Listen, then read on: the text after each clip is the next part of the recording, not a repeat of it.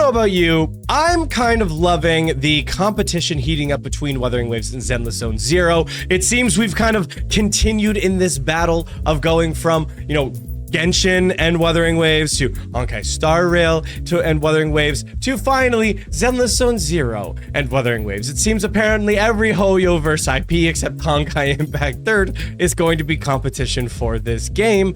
But what that has led to, you too can't see me. He has released a video why I'm quitting Wuthering Waves for Zenless Zone Zero. Now, hot take, I don't think you need to quit Wuthering Waves for Zenless Zone Zero. I think 100% Zenless Zone Zero is going to be so easy to keep as a side game. The fact that he's actually at least stating in the title that he's quitting Wuthering Waves for Zenless Zone Zero, I'm not gonna lie, that's kind of wild to me. That's kind of wild. So I want to go and see what justification he could have for wanting to do that. What's up, gamers? And today I'll be talking to you guys why I'm quitting Wuthering Waves. The title is not clickbait, nor is the thumbnail, because I am actually quitting Wuthering Waves. Now, you better have a real good reason. I just want to get this out of the way first. I think Wuthering Waves is a great, amazing game, right? I think, bar none, it is probably one of the best gacha action RPGs there is. I do think it is better than Genshin. Wuthering Waves does a lot of things that Genshin could never do.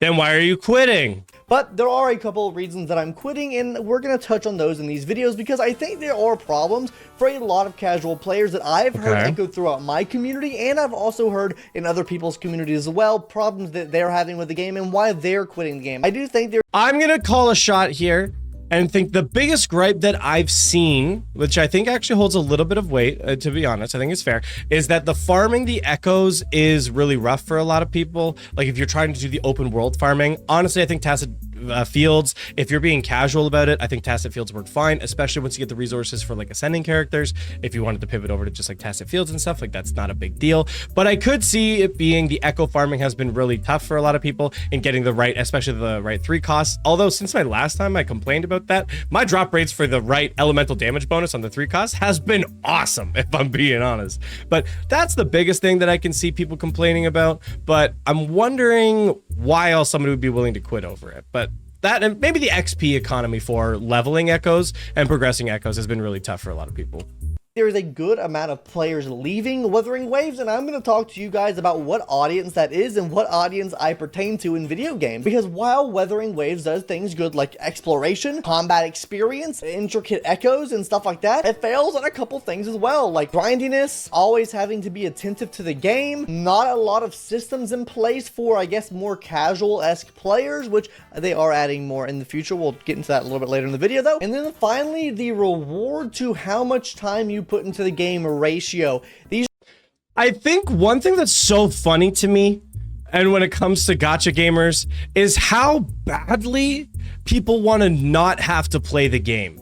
You know, like, and I kind of get it to some extent because, like, if you have something that requires your attention daily for progression, which, like, if you're not spending money on a gacha game, you basically need to do. You gotta be doing your dailies and stuff to keep up with the game. You want to have days when you can just, like, quick clear it. But it is really funny in isolation to say something like, you know, how much attention you have to pay to the game. No other game genre do we do that. We're like, oh, man, like, you know, The Last of Us is really good, but, like, you just have to pay so much attention to it. Man, Valorant is, like, a lot of fun, but you just have to pay attention to it so much. So, like, I don't want to do that. Like, it sounds ridiculous when you apply it to, like, any other game or genre.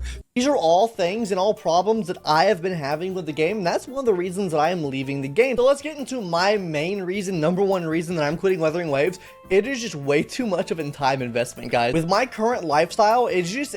Like, how much of, like, a time investment? Like, I feel like once you clear, like, the open world, which, again, you don't have to rush clearing the open world, you don't actually have to sit down and put, like, 10 hours a day into the game. Like, it's really not, like, it's not that much of a demand. Like, what are you saying? Impossible for me to keep up with this game. Like, I am not gonna lie. Like, I cannot log into the game every day and spend, you know, 20 minutes to do all the dailies that I have to do. On top of that, trying to grind for new echoes for my account, go through the world, kill mobs.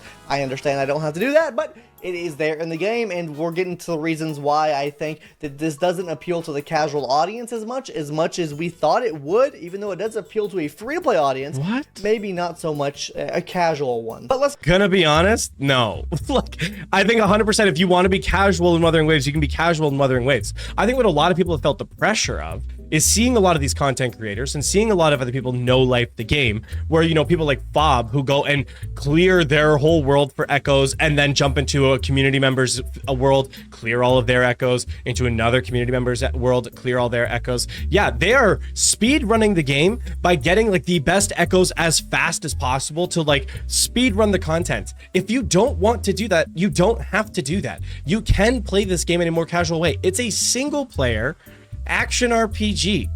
Like, you don't have to play the game in that way. So if you want to be casual with it, you can. Let's go ahead and talk about the echo grind, right? There is just... Oh, I remember what I was going to say. I don't know his personal life, don't know his obligations, but I can guarantee you that compared to most people and most casual players, I probably have a busier schedule than them. And I can still find time to do dailies and to keep up with Wuthering Waves. And I'm also still doing that with Nikkei, and I'm also still doing that with Honkai Star Rail, which I just cleared all of the recent content on it. So like, I feel like 100% this is like chat just nailed it, 100% like a social pressure issue, not actually like a gameplay development issue. Way too much variation within echoes in this game to actually make it worthwhile for me like a casual player playing the game, especially when I'm trying to make guides on the games as well, right? I'm trying to divide my time right now in between Honkai Star Rail and this, and then on top of that, you know, my daily life of going to an actual 9-to-5 job and spending time with my wife and animals and just doing normal human things. This game just has way too high of a time investment. Maybe if you're younger and maybe if you're even an adult and don't have all these obligations, then this is not a problem at all for you. But for I see where he's coming from and wanting to balance too, but again, I'm balancing Honkai Star Rail, Nikkei, and Wuthering Waves all pretty casually right now. I plan on bringing on Zenless on Zero. I have kind of pushed a couple other games to the side for the very least the short term, but like I still I think it's like crazy. The echo variation, if he's talking about like trying to roll like optimal substats, yes, getting perfect substats is going to be a problem. But he was making the argument that this game isn't good for casual players. But most casual players aren't going to worry about god roll perfect echo pieces. You're going to be totally fine with kind of like copium or like decent pieces. So I don't see why like that's kind of his major complaint on this, to be honest. Like, it still like doesn't hold up to me. I still don't see like the not appealing to a casual audience. For me, this is a massive problem, right? There are just way too much variations of echoes. And what I mean by this is I shouldn't have to go into the world if I want to farm a Hoochie, for example, right? And say I'm farming for the Sierra Gale set, right? I shouldn't have to fight against, first of all, making sure that I guarantee a 5-star, which is getting updated soon, I do know that. Well, yeah, like, again, in 1.1, which is coming in like 2 or 3 days, depending on when this video comes out, 1.1 is going up to a 100% drop rate on 5-star echoes. So a layer of RNG that's already been removed. And again, if you've got 20 right now, it's 80-20. So it still is very much weighed in your favor on the 5-star echoes. Making sure that I get them on set in the actual arrow set, because there are multiple sets that this echo can fall within. And it's only 2 sets. And then on top of that, trying to battle the main stat of him to not fall in something that's completely out of his set realm. Like, Hoochie is not a Glacio Echo. He doesn't even play in the Glacio class. As of right now, most character builds in Wuthering Waves are basically just full 5-piece sets. You're looking for the 5-piece bonus. So when you're looking for the elemental damage bonus, like, yeah, you're looking for the elemental damage bonus to be on set. However, I'm hoping to see some variation in the future where maybe you do want to see something like that happen. I'm hoping that kind of like is included into characters' kits, but why am I getting a Glacio damage bonus? It doesn't make any sense. There's just way too much RNG with these relics. On the 3 cost, yes, there's the most RNG on the 3 cost, but the 1 cost and 4 cost are extremely easy to get the right set and the right bonus that you need on it. And so the opportunity to reroll those is super easy. Your only issue is going to be on these 3 costs, which again, they've introduced the echo selectors, so you can actually pick the echo with the bonus that you want. So they've already even mitigated that a little bit, and I guarantee you they're going to add more of that in the future. God tier echoes are a marathon, not a sprint. And so like to expect to have like God tier echoes on all your characters by like 1.1, being like if you don't have that, it's like not good for casuals. And like, come on.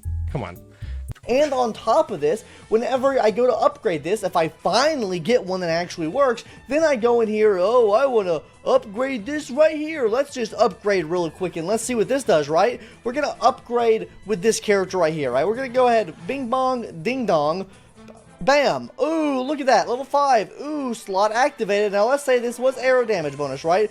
Let me go roll it. Oh, it rolled defense. This is a dog shit piece and it is never going to be used ever again. Yeah, so you recycle the echo by putting it into another echo. And yes, it does not give you 100% of the resources back, but it does allow you to recycle the XP into another piece.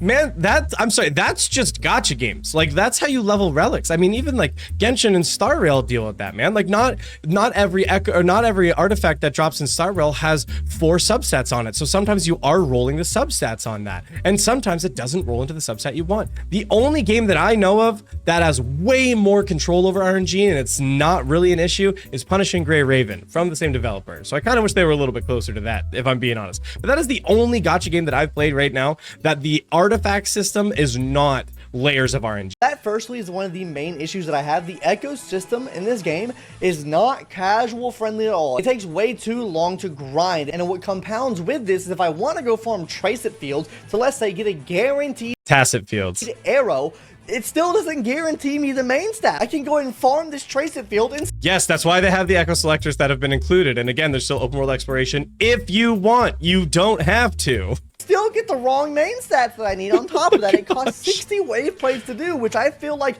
is such high like investment in like how much resources you're spending to get so little reward and with so much RNG involved, right? That's actually a fair take. If Kuro Games wanted to decrease the wave plate cost there and reduce the amount of union level XP that you got from the Tacit field, but then you can run the Tacit field more for more echo drops, I'd actually be on board with that, to be honest. That's actually not a bad idea. If that happens, that's my idea. I saved Wuthering Waves. That needs to be lower, I feel like, and like I said, the RNG as far as like what main sets you can get on some of these pieces needs to be reduced, right? Like we should. Again, he's also talking about it in a situation where like, well, you have to get the elemental damage bonus. Like there's other copium sets that you can do if you wanted to do 4-4-1-1-1 while you're still progressing your character. Also, if you can't get the right elemental damage bonus, there's often an opportunity to do like energy regen or just to do like an attack percent so you can still get that damage. Like so there's a lot of stopgaps that you can do in terms of character progression. I feel like Mans has only ever played 2 gachas in his life, and I'm not trying to like make that be like a huge slight, but like the way that he's talking about these artifact systems sounds like he's just like not played them. Just don't expect hardcore end game perfect echoes if you're playing casually. It's that simple.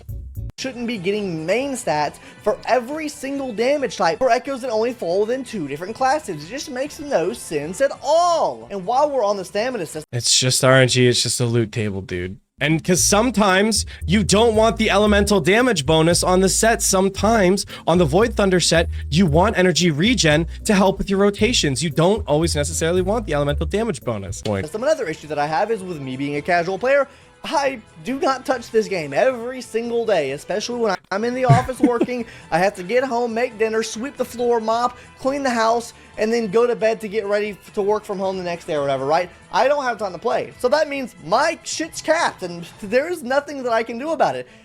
Fam, that's every gacha game ever. Like, yes, I would like them to do an overflow system like they have done in Star Rail, but they didn't include anything like that in Genshin for like the first year. Wasn't it close to the first year before you could start doing that like stored version of the resin that you could start doing that, which you still had to log in and do like to go and complete that? It's only Star Rail that I've seen that has like a really nice overflow system. Every other gacha game, if you cap your energy, you cap your energy. Like there are totally times to like bitch and complain about systems and how certain things operate, but when it's like kind of like genre standard stuff, then I'm like, man, like, you know the game you're playing. But I mean, this is also him talking about it quitting, but I guarantee you it's going to be the same issue with Zenless Zone Zero, where if you don't log in, you're going to cap your energy. Like, it's still going to be an issue. This also is being fixed, which is a really good thing, but for me right now, it's just not working out for me, so I'm just not going to grind the game because I've just lost out on so much progress already. What's the point of even going through and doing that? Now, let me go ahead. That is a feeling I think a lot of players can get, where like if you miss like, you know, some daily login and stuff and you're doing like a more of a free-to-play run, you start missing your daily logins and you can't just like compensate with like a bit of cash to like get that progress back, then you do want to stop. I've done that with different gacha games too, where like I wasn't hooked, I missed a few days and I was like, I don't really want to go back to this. Like that's fair. Go ahead and hop into my secondary point here, which is with a game like Honkai Star Rail, right? I can be in the office at work, hit the fun button, and that shit goes, right? It is a passive game, right? There is less active time that I have to spend actively playing the game than I do with something like this here. This game. Yeah. But to be honest, I don't want necessarily autoplay or something like that introduced into Wuthering Waves. I wouldn't mind there being like some fast clear, like let's say you've done like some of the higher stages of some of the resource farming stages and you did just want to do like a quick clear or something on some of that. Like I can kind of understand wanting to incorporate something, but like I don't want more autoplay in my games. I like Wuthering Waves because it is more of an engaging game. I don't want there to be like a ton of autoplay introduced into that. Game is fully hands-on. You have to be actively playing it at all times to get anything done, and I get it. It's an action RPG. They're never gonna add. I still can't get over just like, again, how dumb that sounds, because again, you wouldn't say that about like, man, Fortnite, when you play Fortnite, you need to have both hands on the controllers or both hands on your mouse and keyboard so you can continue to play the game so far. Like, what do you, like, why are gacha players like this? Why are we like this? Why do we not want to play games so bad? Auto feature. That's okay, right? Maybe it's just not for me, right? It's just not for me, right? They don't have an auto button. But I think the problem that compounds with this is how long battles actually take in comparison. Now, you might say, battles really take that long? It takes kind of long when, let's say, you have to spawn at a checkpoint, and then I have to run all the way over to the trace it field, fight there. Tacit field, stop saying trace it. And go through how many ever stages of the battle that is, and then pop out, come, and wait for an animation to come down, which they're also fixing as well. It's just, I mean, it does get faster the stronger your characters get. Now that I finally got Yin Lin's signature weapon, and I finally have some solid echoes on Yin Lin, clearing daily stuff with Yin Lin has become way faster than it was previously. I also, now that I got a 5-star sword on my dungeon, now she's slapping a little bit harder too. It 100% is speeding up the daily stuff. Like it just simply does. It does snowball a little bit there. it just takes a while to actually play this game, whereas with HSR, I can go in, pop, boop, autoplay 6 rounds of this for me, please. I wish I could go into a trace it field and let AI. Tacit field, for frick's sakes, dude. It hurts my brain. Maybe I'm autistic, because every time he says it, it just hurts. I take over in this game and let it fight something for me, especially the ones where I'm just like farming for like XP or level up materials or something like that. Just let them fight on their own. If they die, they die. Whoop-de-doo. You don't even need a good AI system. Like nothing competitive in this game like needs the AI system. Just make it so that it's easier to clear things. Maybe add skip tickets. Holy, skip tickets would be amazing. Now, I wouldn't mind skip tickets. Yeah, that's fine. Any of that because of how new the game is. These are just problems that I've come across that have actually affected me in this game, right? Again, because it sounds like you're a casual player wanting to have the results of a sweaty player and not willing to put the time in to be that. I'm sorry, man. That's all this is reading to me as, is you're just salty that you're not getting hardcore results with being casual. And that kind of leads us into the grind aspect. And I'm saying that as somebody who's not even like super hardcore. I'm like, I don't know, semi, not even hardcore. I don't even want to say hardcore. Like I'm like semi up to date on it. Like aspect of this game, right? We've already kind of mentioned it before. The echoes are grindy. Why are they grindy? First of all, it takes a lot more wave plate things in this game to farm up echoes, which give you a much wider variety of stats. And on top of that, you're having to reroll for those substats as well. This game becomes grindy because that almost forces you to go into the open world and farm things. And this goes into the point I made before about the fun button, right? If I could fun button other stuff and use my wave plates, it would make me more involved with going into the world and grinding things, right? Because now I have to go spawn at these different checkpoints, find this monster, kill this monster. Now, after I've done that, oh, didn't get the piece I needed. Go here, farm that one, kill that one. Whoops, didn't get what we need. Go farm this one, kill that one, bam. Oh. I feel like I'm crazy here. Like, we're berating this point. There's a lot of yapping on this point. We're like, dude, you don't have to do open world farming. You don't have to invest that kind of time. After you get your characters up, you can just start running tacit fields, which is not nearly as arduous. If you want to be casual with it, you can. These are problems of people who want to be more hardcore, but don't want to put the time in. It's, I don't know what to say, man. This, like, I'm going beyond just thinking this is silly, and it's really starting to just, like, annoy me, if I'm being honest. Oh, we didn't get what we needed. And just an endless cycle of that. It just takes way too much active time playing this game that I just don't have time for. And overall, in this game, I do feel like just the average amount of like time you put into the game to the rewards you get back is pretty low. Like, if I put an hour into this game, I know that I'm probably going to get at least 50 to 40% less than I would if I were to play like Genshin Impact or Honkai Star Rail. That's just factually wrong on the Genshin Impact side. You're not. You just need to invest a lot more time into this game, and that is one of the that's like the main gripe that I have with this game, is just the amount of time investment you need to put into it. Now, I'm not saying that time investment's not good, right? Or you shouldn't put time investment into a game, or a game shouldn't make you put time investment into it, because I've played many gacha games before where I've had to put...